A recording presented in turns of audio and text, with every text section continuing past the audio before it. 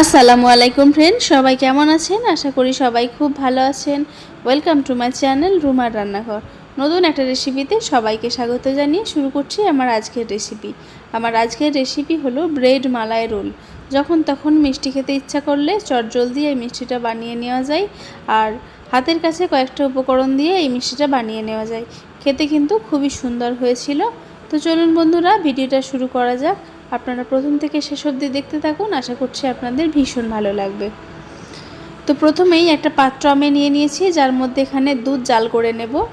এখানে আমি half litre পরিমাণ দুধ নিয়েছি। তো এই হাফ লিটার পরিমাণ দুধটাকে আপনারা দুই ভাগ করে দুটো পাত্রে জাল করে নিতে পারেন, একটা মালাইয়ের জন্য আর একটা ক্ষীরের জন্য।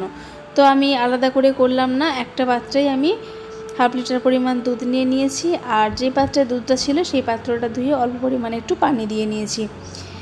এবারে অনবরত নেড়েচেড়ে দুধটাকে আমি ফুটিয়ে নেব। দুধটাকে ফুটিয়ে নেওয়ার পরে অন্য একটা পাত্রে আমি ঢেলে নেব অর্ধেকটা পরিমাণ। আপনারা চাইলে এই কাজটা দুটো পাত্রেও করে নিতে পারেন। তো আমার কাছে একটু ঝামেলা মনে হয়েছে বলে আমি একটা পাত্রে ফুটিয়ে নিয়েছি, আর একটা পাত্রে ঢেলে নেব অর্ধেকটা পরিমাণ। তো দুধটা এখন ভালোভাবেই ফুটে উঠেছে, আপনারা দেখতে পাচ্ছেন নিশ্চয়ই। তো এখন আমি দুধটা অন্য একটা পাত্রে ঢেলে নিচ্ছি অর্ধেকটা পরিমাণ। এই অর্ধেকটা পরিমাণ দুধ দিয়ে আমি ক্ষীর বানিয়ে নেব, আর অর্ধেকটা যে দুধ পরিমাণটা থাকবে ওই পাত্রে, সেই পাত্রে আমি মালাইটা বানিয়ে নেব। তো কিছুটা পরিমাণ দুধ আমি এখানে নিয়ে নিয়েছি, আর বাকি দুধটা এখানে জাল করে নিয়েছি প্রায় 7 মিনিট মতো। জাল করে নেওয়ার পরে এখানে আমি অ্যাড করে নিচ্ছি 2 চামচ পরিমাণ চিনি মিষ্টির জন্য, আর দিয়ে দিয়েছি 4টে মতো এলাচ একটু থেতলে নিয়ে দিয়ে দিয়েছি, সুন্দর একটা ফ্লেভার দেবে। তো এখন দুধটা আমার জাল করে নেওয়া হয়ে গেছে, দেখুন দুধটা কিন্তু অনেকটাই কমে গিয়েছে। এখন আমি ফ্লেমটা অফ করে ঢেকে রেখে দিচ্ছি। বাকি এদিকে যে দুধটা আমি অন্য একটা পাত্রে ঢেলেছিলাম, সেই পাত্রের মধ্যে 1 বাটি পরিমাণ পাউডার দুধ আমি এখানে দিয়ে নিচ্ছি ক্ষীরটা তৈরি করার জন্য। তো ফ্লেমটা আমি এখন অন করিনি, দুধটার মধ্যে পাউডার দুধটা দিয়ে খুব ভালো করে মিক্স করে নেব যাতে দলা পেকে না যায়, তারপর আমি ফ্লেমটা অন করে দেব। তো এখন আমি দিয়ে দিচ্ছি ছোট চামচের 1 চামচ পরিমাণ এলাচের পাউডার। তো এলাচ পাউডারটা আপনারা বাড়িতেই বানিয়ে নিতে পারেন, আমার কাছে কেনা ছিল আমি সেটাই ব্যবহার করলাম।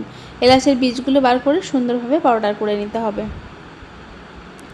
তো এখন ফ্লেমটা অন করে দিয়ে এটাকে অনবরত নাড়তে থাকবো।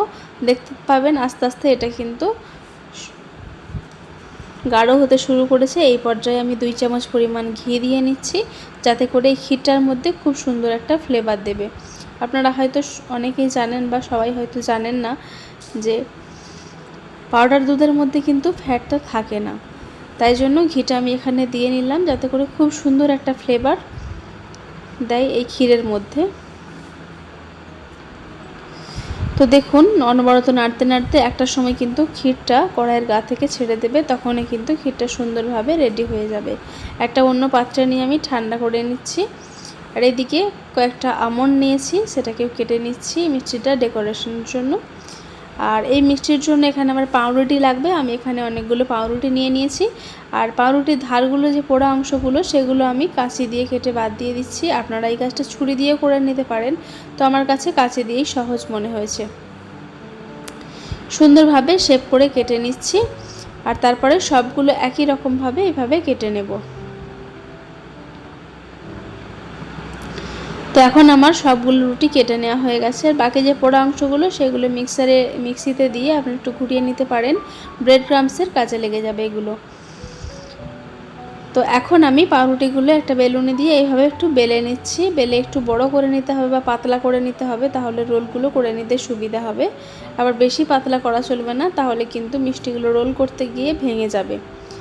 তো এখন আমি সবগুলো পাউরুটি এইভাবে একটু বেলুনি দিয়ে বেলে নিচ্ছি। বেলুনি দিয়ে বেলে নেওয়ার পরেও কিন্তু ধারগুলো একটু কাঁচি দিয়ে আমি কেটে নেব, যাতে করে এই যে ছিবড়েগুলো বেরিয়ে আছে সেইগুলো না থাকে। দেখতে একটু সুন্দর লাগার জন্য আমি কেটে নিলাম, আপনারা কিন্তু এই কাজটা নাও করতে পারেন।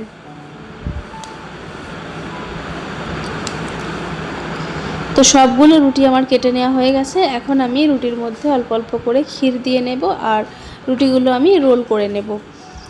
তো কিভাবে পড়ছি আপনারা একটু দেখে নেন। এই যে আমার একটা মিষ্টি কিন্তু রেডি হয়ে গেল। তো এইভাবেই পরপর আমি সবগুলো মিষ্টি তৈরি করে নেব। তো এখন আমার সবগুলো মিষ্টি রেডি হয়ে গেছে। আর এই মিষ্টিগুলোর উপরে এখন আমি মালাই দিয়ে নেব। তো তার আগে আমন্ডগুলো দিয়ে নিচ্ছি। আপনারা চাইলে এই বাদামের কাজটা নাও করতে পারেন, আমি দেখতে সুন্দর লাগার জন্য দিয়েছি। আপনাদের কাছে যে কোনো বাদাম থাকলে আপনারা সেই বাদামই দিতে পারেন অথবা নাও দিতে পারেন। তো এখন মালাইটা কিন্তু অল্প অল্প হালকা গরম আছে, এই পর্যায়ে আমি দিয়ে নিচ্ছি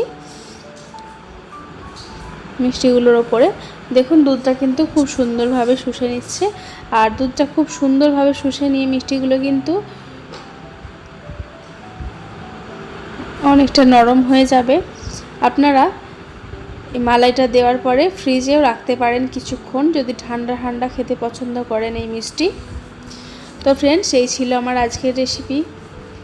কেমন লাগলো আপনাদের কাছে এই চটজলদি মিষ্টির রেসিপি? যদি ভালো লেগে থাকে অবশ্যই একটা লাইক কমেন্ট শেয়ার করে দেবেন। অবশ্যই চ্যানেলটাকে সাবস্ক্রাইব না করে থাকলে সাবস্ক্রাইব করে দেবেন। দেখা হচ্ছে পরবর্তী নতুন ভিডিও নিয়ে। আপনারা ভালো থাকবেন, সুস্থ থাকবেন, সাবধানে থাকবেন।